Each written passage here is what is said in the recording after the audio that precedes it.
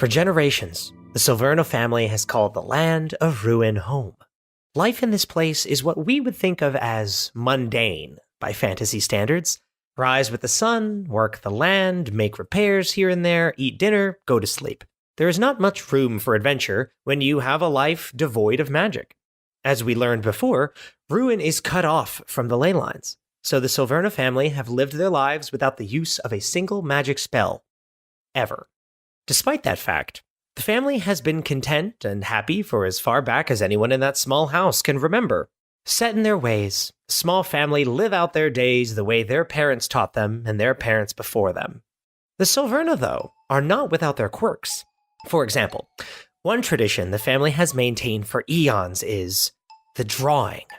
In short, the youngest must draw a pail of water every night for the family to ceremoniously drink before they go to sleep. The water that was used during the day to bathe, drink, cook, what have you, could be from any other source other than that specific well. Once the youngest returned home, a cup would be filled, it would pass from one family member to the next, and it would continue until the pail was empty. The water from this well was seen by the Silverna as the secret to their continued health and happiness in the land of ruin. And their happiness did continue for some time. Life goes on in ruin as it does all over fantasy. Days end, months pass, years conclude. Throughout this time, the Silverna family continued their wonderful routine. Rise, work, repair, eat, draw from the well, sleep. That is, of course, until Celeste Silverna, the youngest of her family, went out, as she had hundreds of times, to draw a pail of water from the well. Celeste stepped out into the cool evening air, the twinkling stars lighting her way down that very familiar path. Pail in hand, she hummed a simple tune as she strolled along toward her goal. Celeste loved the drawing. It was her time and no one else's. A silent time for reflection before she drifted off to bed. As she came upon Suddenly the pail fell to the ground, her eyes and mouth wide.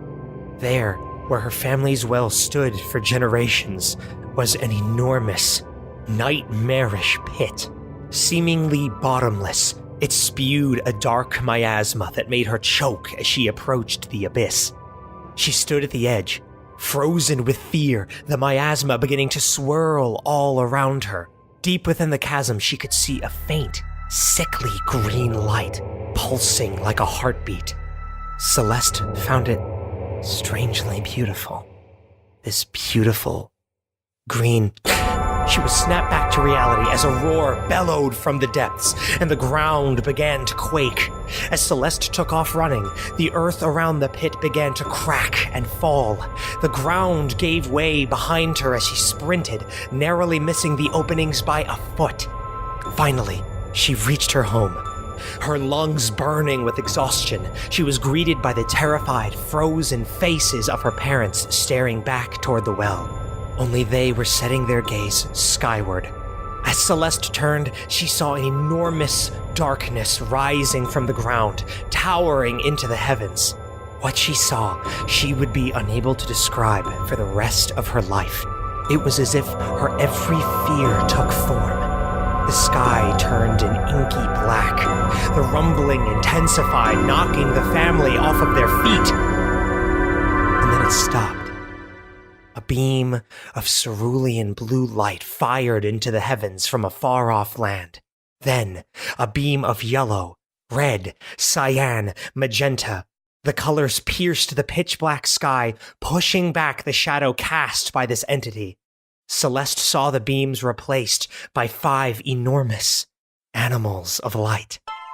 The giant beasts faced the entity, letting out a deafening roar of defiance, and together rushed toward the great shadow. A great whale of cyan, shining in the moonlight. A mighty tortoise of yellow, bearing a mountain on its back. A ferocious eagle of blue, whose talons pierced the sky. A fiery frog of red, with a blaze hotter than the sun itself. And a magnificent horse of magenta, who could outrun time. These 6 beings charged across the planet, unleashing the full might of their power. At the Nexus Lake, the beings clashed. There was a blinding light, a wave of great force, and for Celeste, a long silence. When she came to, Celeste was far from her home in ruin. She stood up, dusted herself off, and tried to get her bearings. The first thing that she noticed was the sky. It was wrong. It resembled cracked pane of glass, enormous chunks missing from it, giving a view into another world or another plane. The chill of evening blew over her, making Celeste shiver. Her top priority became clear in this strange new place: shelter and food.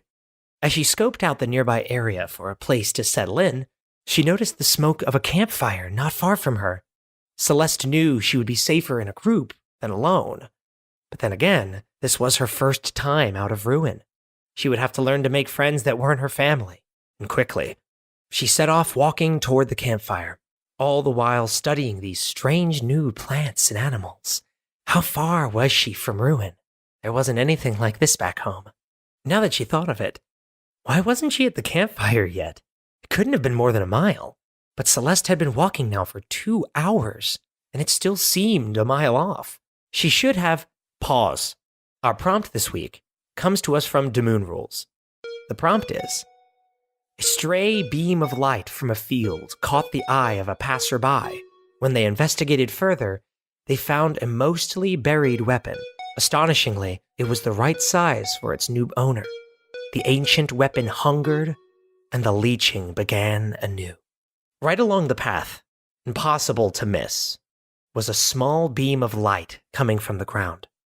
Pushing away dirt and some leaves, she found the source.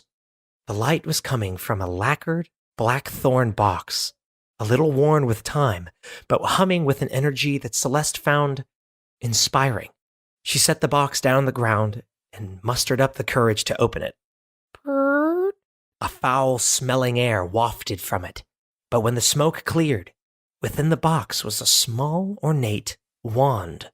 Celeste found it to be the most beautiful thing she had ever seen and picked it up to get a better look. As she did, a deep hum shot through her hand and spoke directly into her mind. O child of ruin, the battle for the cosmos swirls within you. Born of the well of chaos, for years you drank deep from the waters of order. The light you bear is not of this realm, but it is still light. We 5 are weak, and our power no longer provides for this world. Only you, a being of both chaos and order, can wield the event horizon and heal this broken world. Seek out our dying embers, gather them within the wand, and let them burn once more with the lone star in the sky. Do not fear, O child of ruin. The world is with you. The wand went silent. Celeste sat down on the path and looked up at the night sky. So different now from her walks to that well, but still the same sky. She took her moment of reflection, as she had hundreds of times, and thought, it is my time. It is time for the drawing.